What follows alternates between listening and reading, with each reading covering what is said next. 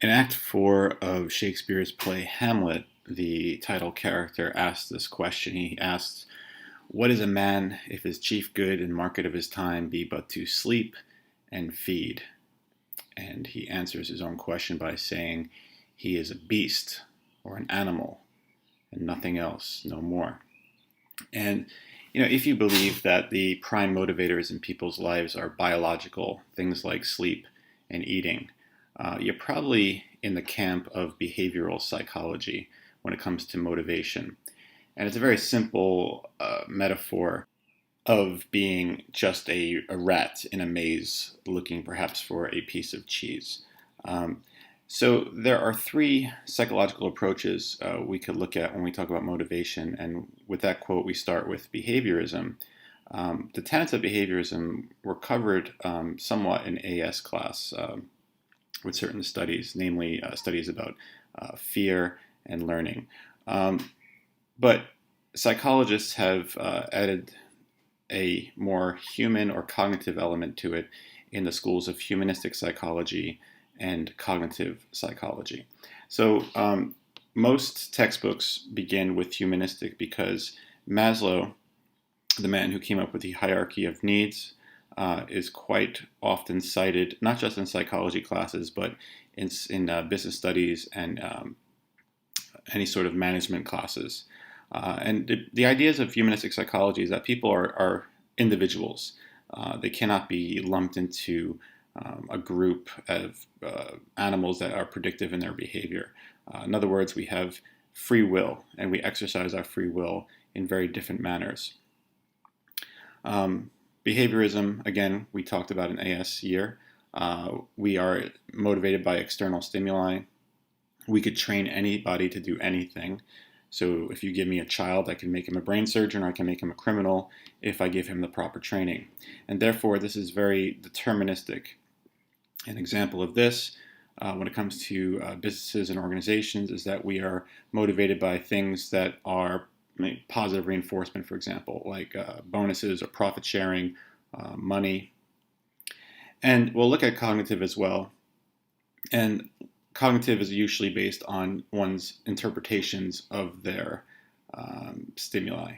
So it's not just about the stimuli itself, but how you cognate it. All right, and then we'll look at something called VIE theory and Adams equity theory, which are very cognitive in nature. All right, but let's not get ahead of ourselves. Let's start with why humanistic approach is so often cited, why it's so unique. I think one of the answers to that question is that Abraham Maslow's hierarchy of needs makes people feel better about their potential. It really celebrates human potential. So there are 5 tiers on the hierarchy, going from basic needs to more spiritual needs, I guess. Okay, so you might have seen this in another class. I know many students where I teach often take business studies classes at their younger years. So Maslow, again, is used in multiple disciplines. Any place where people assemble and work together, oftentimes a management team or at least a manager will be familiar with the hierarchy of needs. All right, and these are the things that you have to climb up to get. You have to go from one level to the next. All right, so our lesson objective here is to talk about motivation, namely Maslow's motivational theories. Let's learn a little bit about Abraham Maslow first and contextualize him in the 20th century. Like most early 20th century or mid-20th century psychologists, he's going to be influenced by psychoanalysis or the psychodynamic approach, and everything, of course, feeds from Sigmund Freud. Freud believed that our motivations were unconscious desires. A lot of our desires we're not even aware of. And sometimes, if I could oversimplify it, our desires as simple as sexual in nature, sexual drives, or a libido. Another student of Freud's, Alfred Adler, carried forward some of his own ideas about motivation, and he talked about we are motivated partly by the need for power to prove that we are not inferior to other people, or if we are inferior, we sort of shut down and we don't act. So he came up with this idea of the inferiority complex. when it came to Abraham Maslow's turn to have a go at what motivates people, he was influenced at first by psychodynamic approaches, but he's also existing in the age of behaviorism as well. So one is saying our desires are unconscious, the other one is saying our desires are often based on external motivators like food or pay or things of that sort. But he wants to have a more optimistic view of why people do what they do. All right. So he came up with his pyramid, and it's one of the most famous pyramids in all of anything that references a pyramid as a metaphor. All right, let me skip that slide. All right, so I just oversimplified it with my own iconography here. So the very basic needs are physiological in nature. Okay, these are things like food, drinking, survival. Okay, so this is almost the animalistic level. Once we get past that, then we're worried about our safety and security. Do we have housing? Are we sheltered? Are we free from predators? Okay. Then we go on to social needs, which are our friends, our family, our romantic relationships, our camaraderie. And then we move up to esteem. Do we feel good about ourselves? Are we recognized? Are we rewarded? Do we have a reputation for being good at what we do? And then at the very top, transcending all of this, is something called self-actualization, where you've reached a point where you are very competent and you're self-aware of your own competencies, and you're quite, fulfilled in your life. And people at this level tend to be at their creative height. All right, they're quite creative and maybe influential to others. All right, so get to know the 5 levels of the hierarchy. But like most things in psychology, if something is too simple, over time it's going to become more complex. And most people, if you Google a simple Google search of the hierarchy of needs or Maslow, you will see the 5-stepped pyramid. But there is an 8-step pyramid if you want to take it that step further. I tell my students, at minimum know the 5, but it's a nice thing to say there are 3 that are added on later in Maslow's career. So what are these other 3? The other 3 are cognitive needs, aesthetic needs, and transcendence. Okay, now remembering the order is going to be more complex than remembering the order of 5, but it is easy to remember transcendence. I mean, the word transcendent itself means to move beyond the top. So that's an easy one to remember. And transcendence simply means that when you are self-actualized, you have the ability to help other people also reach that level of potential. Okay, cognitive needs, as it says here, are needs for knowledge, meaning understanding of the world. Aesthetic is you want beauty, symmetry, balance, things like this as well. Okay, moving forward. What makes humanistic psychology so different from the other schools of psychology, especially psychodynamic, would be that people like Abraham Maslow and Carl Rogers, who you'll learn about later perhaps, were people who looked at the best of what humanity can offer, whereas a lot of the typical psychology of the 20th century is, let's look at the abnormal, let's look at the exceptions to the rule in the other direction.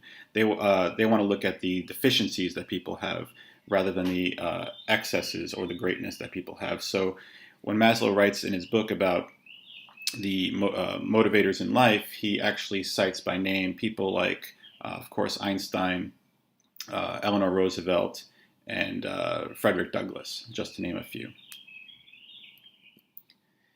If you want to evaluate the hierarchy of needs, you might say, well, it doesn't really have as much empirical data as other theories might have. However, Maslow does write that it can be empirically observed just by asking for percentages of non-satisfaction up the pyramid. And in our class, this actually worked. The higher you go up the pyramid, the greater the percentage of non-satisfaction is.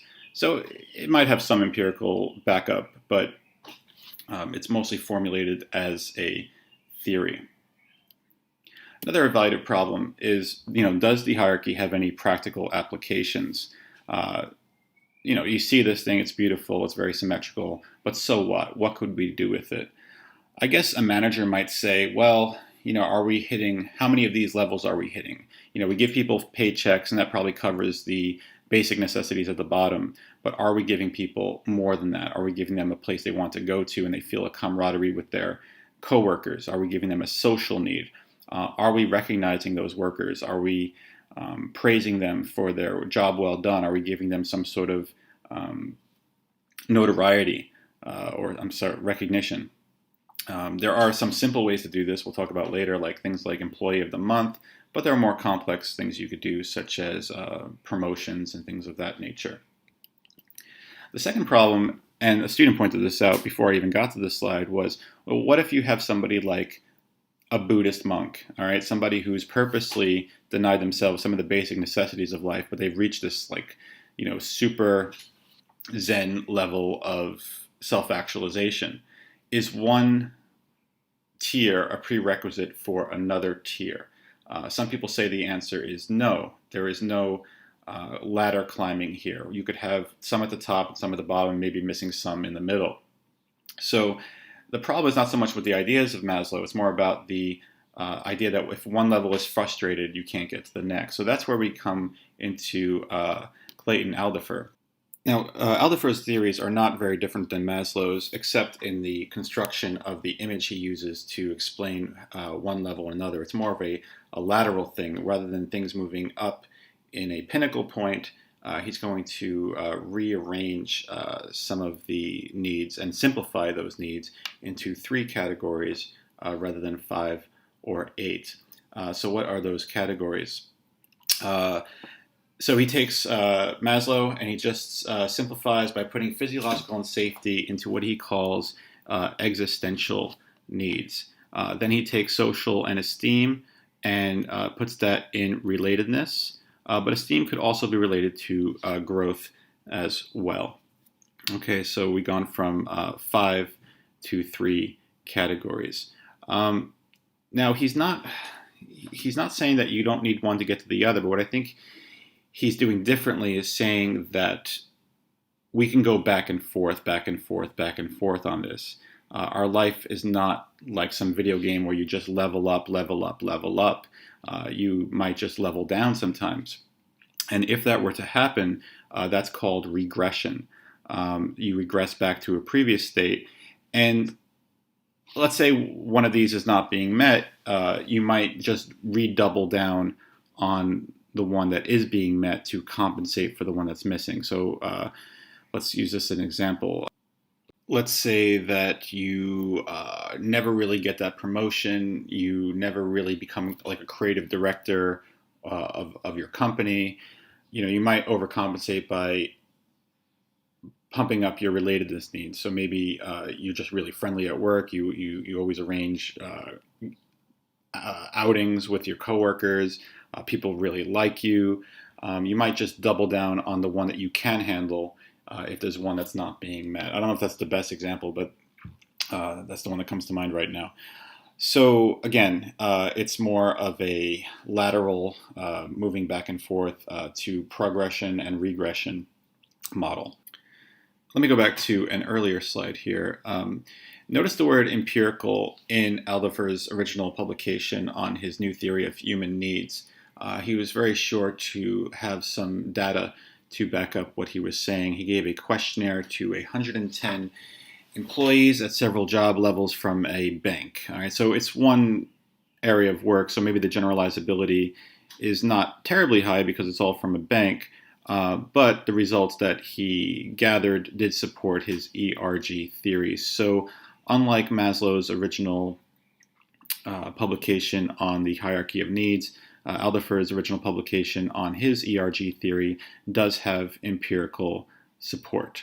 All right, so if you're ever evaluating the theories, you might want to mention that Aldefer's work comes out of empiricism, whereas Maslow's work, the empiricism is sort of retroactively applied to his theories. Okay, let's move on to another big name in motivational theory, and that name is David Mcclelland, who popularized the phrase need for achievement And we'll talk about what that might mean in just a moment. But first, let's ask a simple question. If you were at the beach, which of these three sandcastles would you try to build? Maybe the first one is too simple, and the last one is just too scary an idea to even, try to start. So what people like Mcclelland and someone named Atkinson discovered was that people tend to gravitate towards middle difficulty in a task if they have high need for achievement. One of the strangest things that I've discovered when I used to teach English in China was that many of my young students would show this tendency towards shooting for the middle difficulty if they were students who are used to achieving, if they had a good need for achievement or high need for achievement. So, for example, if I saw a freshman in high school, the students who tended to be the worst at English for some reason would have with them an SAT vocabulary book, whereas those who were actually pretty good English speakers had a lower level book or a TOEFL book with them. And the theory behind this is that people choose high level tasks that are beyond their reach so that when they fail, they could actually blame the task and feel better about themselves. So if you have a low need for achievement, it doesn't always mean you do simple things. It also means you do really, really complicated things. Let me explain this a little bit further. So people with a low need for achievement are motivated mostly by a desire to avoid failure. So therefore, they might choose really easy tasks. But they're also motivated to choose difficult tasks, like I said before, sorry I messed this up, because they could then blame the task itself. See, it was too difficult, and they feel better about themselves. Like I said earlier, people with a high need for achievement will do something different. First of all, they like to compete against a set standard. They'd like to know what other people are doing, maybe, or what they did last week and how they could do better this week. So, for example, if you go to the gym and you ran 4 kilometers in a certain amount of time yesterday, now today you want to run 4.2 kilometers in that same amount of time. They like to have a benchmark by which to compare their progress. And they avoid tasks that are too easy. I see this all the time with myself when I play video games.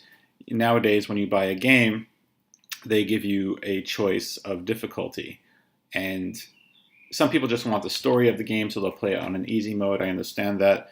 But I would not feel any sense of accomplishment if I played on the easy mode. Also, I don't want to play in the difficult mode because it's my first time playing, maybe. Maybe I want to build up to that point.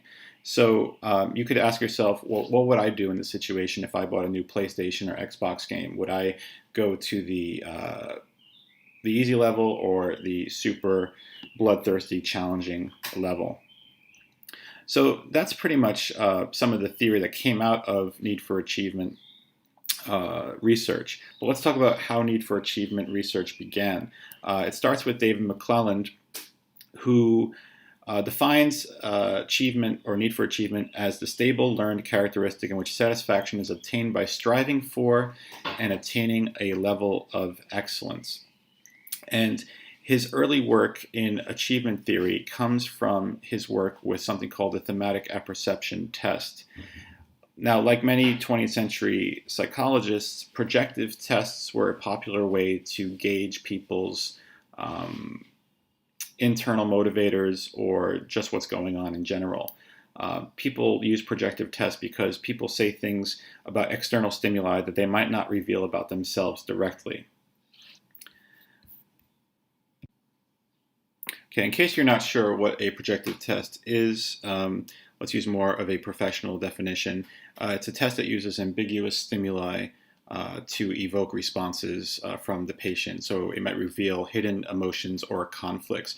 The most famous example of a projective test is the one you might have seen in film. It's very pop culturally available in comics and movies, in TV shows. It's called the Rorschach Inkblot test.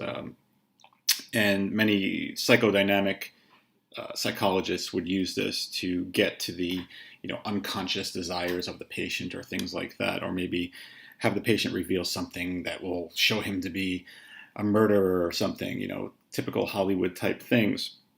But they were quite popular. Maybe they're still used by some psychologists today. Here's a comic by Gary Larson. You are held accountable for knowing what a projective test is in a 2-year. And they're very easy to evaluate because they're very ambiguous and therefore don't really have a standard set of grading criteria. They're more open than, for example, a psychometric test would be. So when David Mcclelland uses his own projective test, or he borrows a projective test called the Thematic Appreception test, he's using it to gauge basically 3 motivating factors within the storyteller. Does this person have a need for achievement? Does this person have a need for power? Or does this person have a need for affiliation? So let's take the third image here of the 2, female scientists. Suppose this was just a teacher and a student, and the teacher is proud of the progress the student has made under her tutelage. The teacher then feels a sense of accomplishment, feels a sense of achievement. So that might be a need for achievement story. But what if these 2 women were not friends? What if one of them was jealous of the other one, and therefore she changed to chemicals so that this will cause a lab fire, and therefore one of them will get fired because of that? Then there might be a need for power, a very negative story, but maybe this shows the person who's telling it has a need for being better or above other people. Or what if these are 2 friends who are doing research on an antibiotic, a new medical treatment? They've been working hours and hours and hours, and they developed this deep friendship. This could be a need for affiliation. So these are the 3 basic needs that motivate people, whether it be in the workplace or in their personal life: achievement, power, and affiliation. And Mcclelland's trying to do something very difficult here. He's trying to take a projective test and somewhat give it some standardization, or at least some rubric or some criteria for being able to tell something interesting about the person telling the story. So he's come up with all these subsets of things that could be discovered. If they're trying to achieve a goal, this could be achievement. So in that last story, for example, with the 2 scientists, they're trying to come up with a new medicine. So that could also be achievement. Are their goals frustrated? Are they being blocked some way? So there's a lot of things that could be said about these stories in terms of a storyteller's need for achievement. All right. So just to review real quick, Mcclelland comes up with the basic terminology for need for achievement, but him and some other psychologists eventually start applying it in terms of what type of people go for hard, medium, and easy tasks. And the other psychologist who really comes up with this idea of the middle ground being the one for the high achiever is a guy named Atkinson. So as we said earlier, if you go for the hard thing and you fail, you could blame the task, and it's sort of like a heroic failure task. Mcclelland felt it was important to understand our own need for achievements levels so that we don't go around in life chasing rainbows. We should find things that are not only doable, but properly challenging, but not challenging beyond our grasp.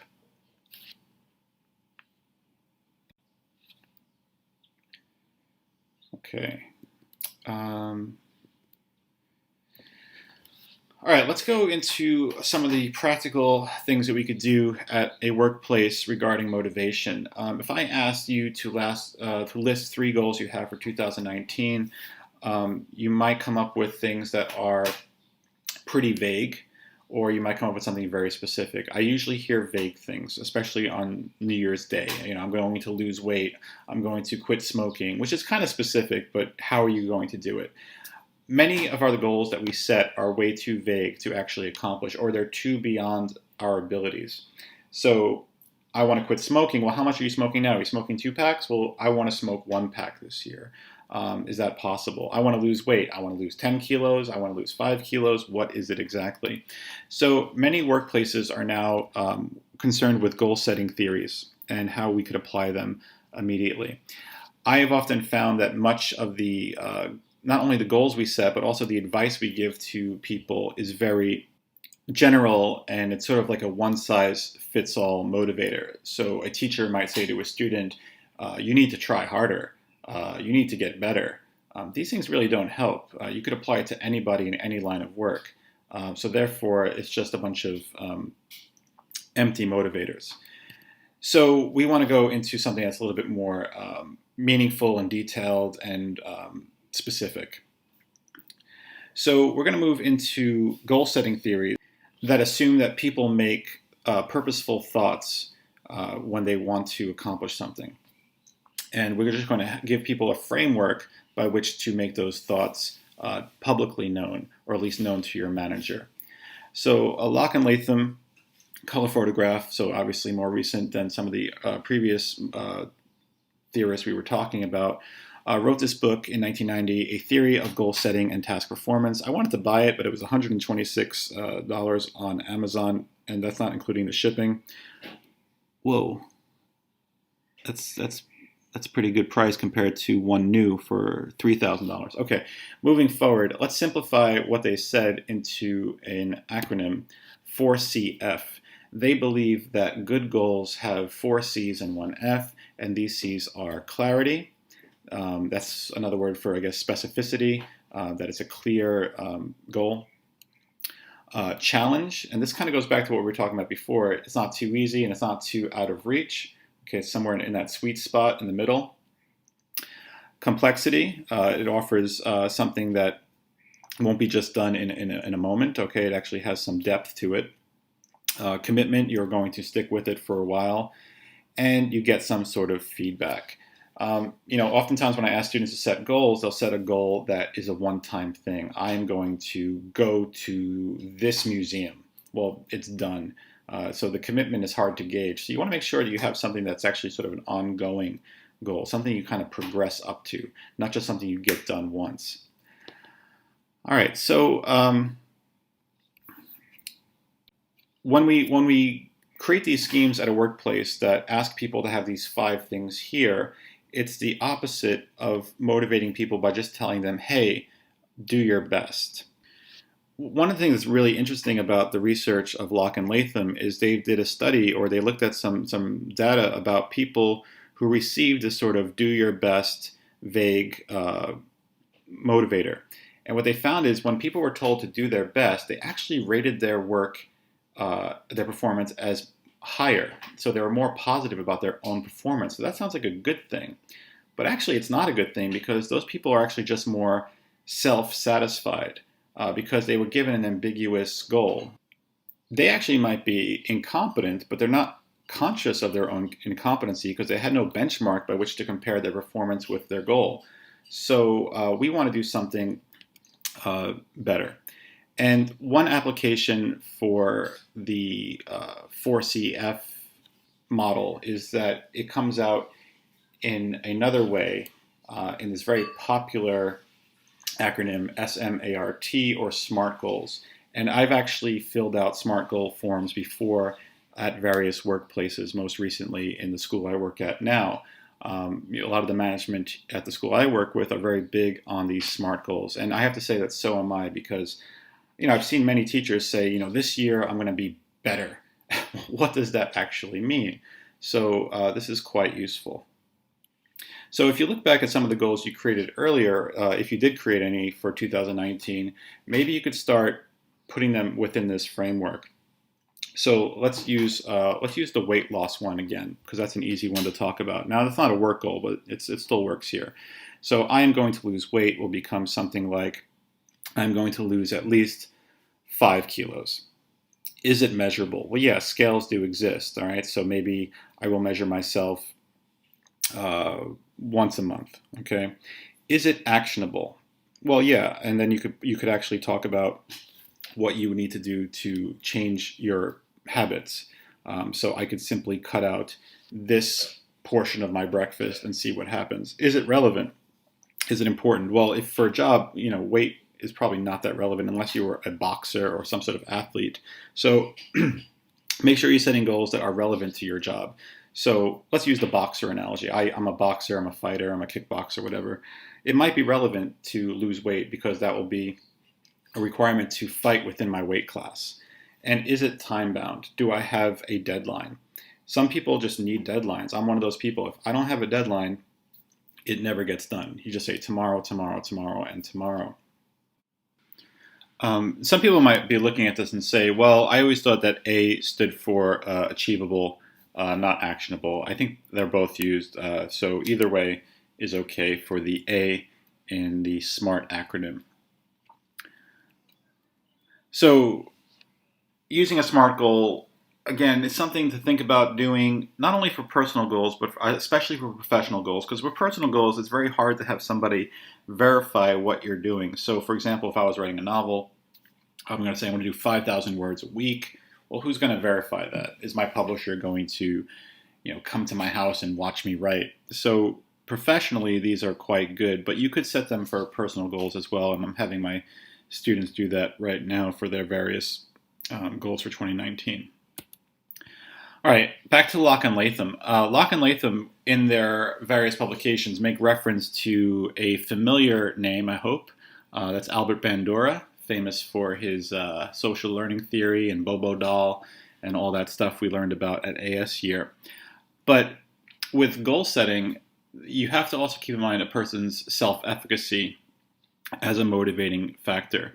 And if you want to take it one step further, where their research comes from or their theories come from, Locke and Latham I'm talking about, you could also cite Albert Bandura as a very influential face in motivational psychology. And he talks about self-efficacy, which is a term that he helped popularize, which is now used all the time in professional settings. And self-efficacy is based on four things. It's based on personal accomplishments. Did I do it before? If I did it before, I could do it again, right? Vicarious experience. I saw somebody else accomplish this, so maybe I could accomplish it too. I'm not very different than that guy. Verbal persuasion, people giving you motivational or verbal persuasion, okay, and arousal. Do I find a task properly arousing? So in other words, if it's too easy, it's low arousal. If it's too difficult or scary, it's high arousal. Is it in that nice sweet spot in the middle? And we keep talking about that sweet spot in the middle in motivational theory as being very important. All right. When you think about the Bobo doll experience, recall that that was vicarious learning. So this is not too far away from his research in social learning theory. At least 1/4 of it is not. All right, let's move forward with more cognitive theories of motivation. And these theories that we're about to present are actually more cognitive in my mind because they have to do with your perception, with your interpretation of events at the workplace. Victor Vroom believed that workers rationalize and make choices based on careful considerations of cost and reward. And he came up with this, they call it sometimes the VIE model or the VIE theory, and that stands for valence, instrumentality, and expectancy. And Vroom came up with this equation, which is interesting because how do you quantify motivation? Well, there's an attempt to, at least in a theoretical form. M equals V times I times E, or the other way around. And expectancy is the perception between the effort you put in and the performance. Instrumentality is how your efforts are actually rewarded, and valence is the strength of the reward. How good is it? If you remember the word valence last year from the Canley study, it's the degree of positivity within something. All right, this is also known as Vie theory, as I said before, or VIE theory, which is kind of clever because vie is a verb meaning to try to achieve something. So let's take all this text here and just really simplify it here. Expectancy is there a relationship between the effort and the performance? If I put in this much effort, what could I expect from my performance? Instrumentality is a little bit more subtle. Does the effort actually have any direct relationship with the outcome? this person tried very little, got the same outcome as me, so maybe there's no instrumentality there. All right, so this is all cognitive. This is about your perception. Did my effort equal my outcome? And the valence, again, is the strength of the outcome, or the how positively it's valued. The word value and valence look alike, so that's kind of easy to remember. So what are these three things based upon? Expectancy is based on self-efficacy, as we talked about with Bandura. Self-efficacy is formed by four things. It's about, did I achieve in the past? Did I see others achieve? Are people encouraging me verbally? And is it arousing? Okay. Also, it's about how difficult the goal is and how I perceive the control over my efforts into performance. Instrumentality is weird because it's based upon trust. And my manager is going to actually notice that what I'm doing matters. So you have to be able to trust that what you're doing is being noticed by other people who are in probably a superior position or a line manager in the workplace. And valence is kind of mathematical. Now, we don't really have a recipe mathematically for most of these things, even though it's a formula, M equals E times I times V. But valence could be mathematically set as -1 as something you want to avoid. 0 is a reward that you're kind of indifferent to, and 1 is one that you're welcoming to. Now, one thing that's strange here is there are some rewards that people want to avoid. And that doesn't really make sense to a lot of people at first. So for example, if it was a simple reward, like money, why would I not want more money? And one of the more complex things about the West in terms of their tax system is sometimes you want to avoid getting a raise because you don't want to be taxed more. So this will be, for some people, a negatively balanced reward. Another example would be maybe I'm going to be named Employee of the Year or get some sort of like public recognition in an assembly, but maybe I feel like that's going to alienate me from my coworkers, so I want to avoid that. Or maybe I'm really shy. So one size does not fit all when it comes to rewards. So it's a very personal thing, valence. The other cognitive theory in our textbook or our syllabus is equity theory, and this was coined by John Stacey Adams in 1963, and I like to start by talking about how nobody knows what Mr. Adams looks like. I did a quick Google search because this is my first time teaching organizational psychology, and sure enough, the first 3 images are 3 different people. So maybe some extra credit for those people who could tell me which one of these, if any, are the real John Stacey Adams.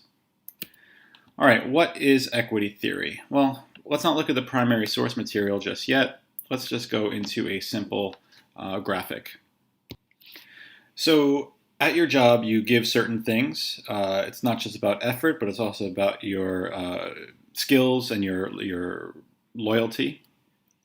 And what you get from your job are not just paychecks, but you get perks and benefits and things of that sort. So some people don't know the difference between a perk and a benefit. A perk is pretty much those extra things that are not in your contract, where a benefit are those things that are in your contract. So for example, a perk might be, hey, I got free coffee in the office, and a benefit might be something such as healthcare, or maybe a 401k, or some sort of stock options and things of that sort. All right, so equity theory is the perceived relationship between what I'm putting in and what I'm getting out, my inputs versus my outputs. So what makes this cognitive is that this is not an objective thing, but it's open to interpretation. So maybe I think that I'm really good at my job, but I'm not getting paid enough. Maybe I'm comparing myself to other workers who I think I have equal skills or better skills than. What happens is, if you feel like there's a equality between your abilities and your effort and what you're getting back, then we have what we call perfect equity. If you feel like you're not getting enough out of your job, if you're not getting paid enough or enough recognition, then we have negative inequity. And we could actually have something called positive inequity. So for example, if I sit at my desk all day and I kind of do nothing, and maybe I work 15 minutes a day at most, and then I'm getting a lot of money for this, I also could be sort of demotivated. So not paying somebody is demotivating, but also paying them too much could be demotivating. But like I said earlier, this is largely based on a worker's perception of himself um, and what he is getting. So there is something called cognitive dissonance that's very important for not just this unit, but for anything in life having to do with people's perceptions versus the reality that confronts them. And it's a very popular term now in especially political talk because people are very strongly on one side of the fence or the other, at least in the country where I come from, and they often experience what's called cognitive dissonance, where the reality of what they're seeing doesn't match their own perceptions of what is reality, and therefore there's a discomfort level. How does this cognitive dissonance form? It's formed by your perceptions. So, for example, I think that I put in a lot of work. Okay, so I have what's called a perceived input. However, other people might see me quite different than my own self-image, and that's called your actual input. So maybe cognitive dissonance formed by people not having their own uh, correct awareness of themselves. And the same thing is true with output. I think I do a lot of work in the week, but maybe my manager or maybe the bottom line at the end of the spreadsheet shows that my output is actually quite small. So there's this disconnect between reality and perception. So that's one aspect of equity theory, and I'll talk a little bit more about cognitive dissonance in just a moment and where it comes from if you want to know more about it. But another aspect of equity theory is that you have four reference that you could make comparisons with. You can make comparisons with yourself, or you can make comparisons with a coworker who you think has equal position or skill. So let's say you work at Nintendo, you're in the PR department. You can compare yourself to when you used to work in a different department. Maybe you were in software development, and that could be a referent self inside. And I say inside because it's in the same company. Or you could talk about yourself at Sony. That'll be a referent self outside. Or you could talk about a friend who's in the same department or a coworker or colleague. That's a referent other inside. And you could talk about a person you know who works at a different company. That's a referent other outside. So these are just some jargon for talking about how we could have a point of reference for what we're doing. So as I said earlier, a lot of equity theory is based on this notion of cognitive dissonance, which is a great term to know. And it's based on Leon Festinger's work in 1957, where he popularized the term cognitive dissonance. And he did several research lab experiments which studied people's own cognitive dissonance. So you could skip past this if you don't want to know the background of where this comes from, but I think it's pretty interesting. And it's also based on empirical research. Students were asked to do some pretty mundane, meaningless tasks for an hour. And one of these tasks was to take these rectangular blocks and turn them 1/4 of a revolution, one after the other, one after the other. And they did this for a half hour. And another thing they had to do was like put things on a tray for a half hour. So really meaningless, useless tasks. When they were done, half the students were paid $1 and the other half were paid $20. And they were told to advertise the task to the next group of participants. And these were actually Confederates or Stooges who took note of what was said. And what's interesting about this is those people who were only paid $1 said that the experiment was really, really interesting. And those who were paid $20 said it was boring. And this is kind of interesting because it tells us that we are so capable of lying to ourselves that when we got very little out of something, we want to make a comforting lie to make it seem like our time was well spent. So yeah, it was interesting. Whereas those who got paid 20, they were already compensated financially. So they were just like, yeah, it's really, really boring. They were more honest about it. So what is cognitive dissonance? It's that uncomfortable feeling you have when new information confronts our beliefs. We feel uncomfortable when there is a distance between what we believe and what is a new reality. So we could do one of two things. We could disregard or reinterpret the new information, or we could change our original belief. Let me use a simple example. Let's say you have the delusion that you're a great dancer, or at least that would be a delusion in my case because I'm not a great dancer. And maybe some people at the dance hall record me dancing, and a lot of people laugh at it on social media. Now I have two choices here.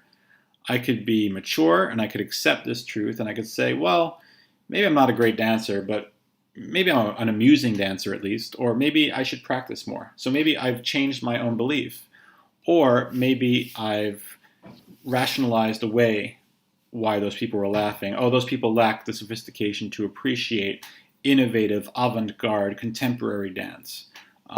So there's a comforting lie that you're telling yourself to make yourself move forward and feel better. Okay, and here's a comic example if you want to pause this and look at it.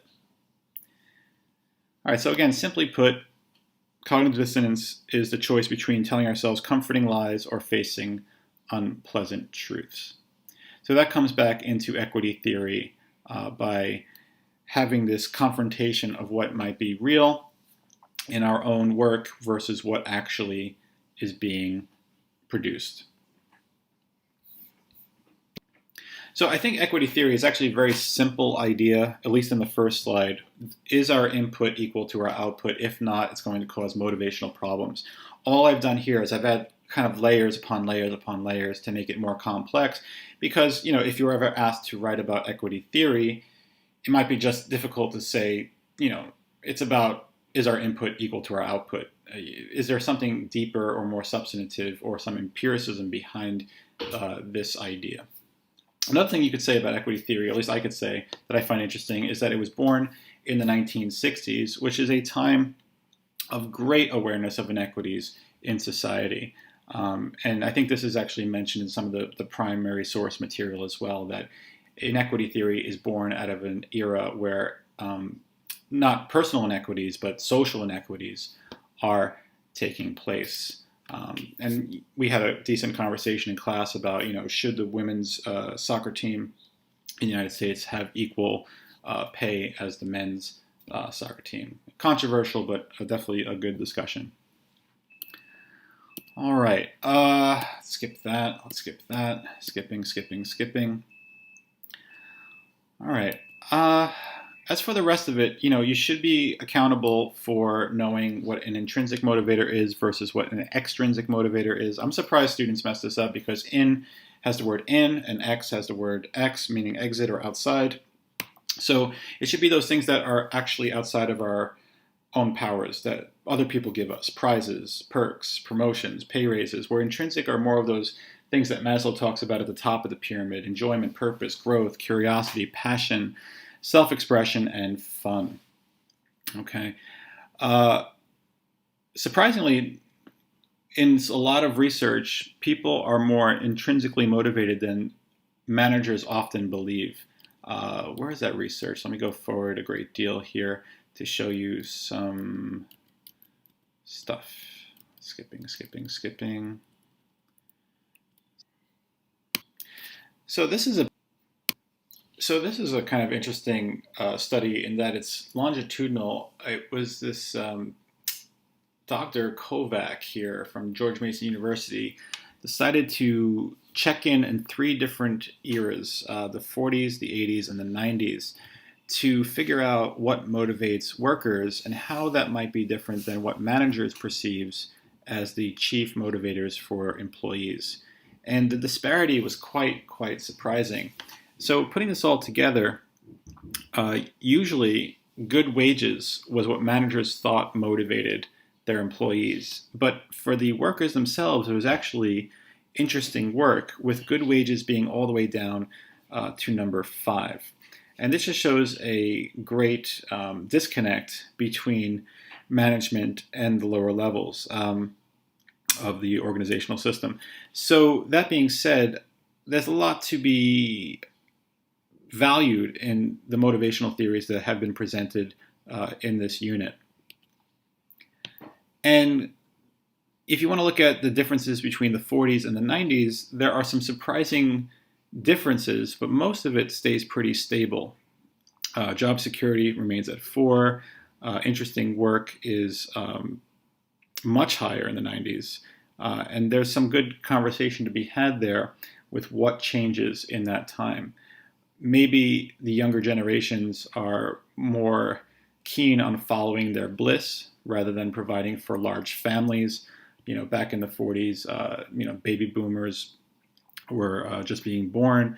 Maybe there was a pressure to have good salary, but then again, good wages was only number 5 back in the 40s. So there's a lot of supposition and theorizing to go on here about why these changes take place. It would be an interesting idea, though, to replicate this in the current era and see if anything has changed even further in the past couple of decades. Okay, I think I'm going to stop here. There are other things to talk about. You're never going to exhaust all the various things to say about motivation, but I think this is a good place to stop, covering most of what the syllabus asks us to cover. Of course, you can go beyond the syllabus.